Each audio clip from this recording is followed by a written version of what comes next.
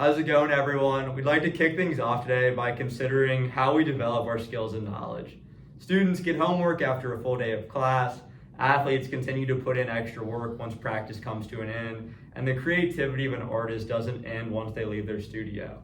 To really hone our skills, we have to practice and support them in a variety of environments over a consistent period of time. So why is social emotional learning different? The current state of SEL is seen sort of like an either-or lens. Students aren't getting stable SEL education from their caregivers or educators. It's either one or the other.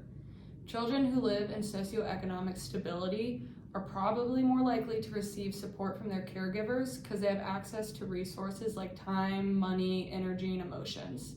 They can get encouragement and learn how to navigate social and emotional conflicts, which creates a sense of comfort in their relationships.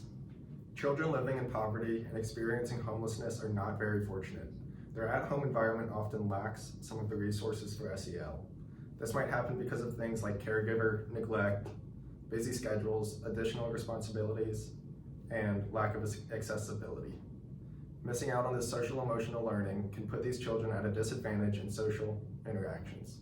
Fortunately, more schools are starting to offer SEL curriculum in the classroom to make sure all students have access to learning these skills.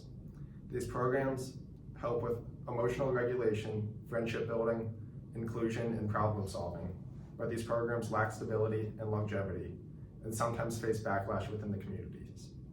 So if the current status quo isn't working, what's the solution? Our research indicates that successful SEL development must come from a collaboration, an interdependent relationship where caregivers and educators alike work together to support children both in and out of the classroom.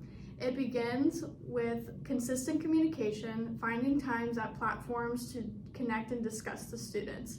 This communication builds a relationship of trust and allows for consistent SEL messaging from both sides.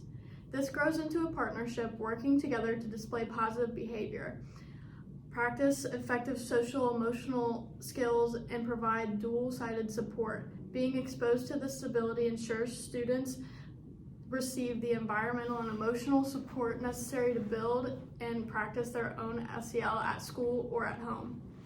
So it's pretty clear that there's a need for balance within SEL that can really only be achieved through collaboration. It takes all of us, parents, caregivers, peers alike, and even more to support the holistic social emotional development of children.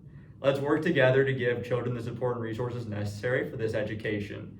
The support and resources to become those talented students, motivated athletes, and creative artists we mentioned earlier. The support and resources that they deserve. Thank you so much, and happy to answer any questions.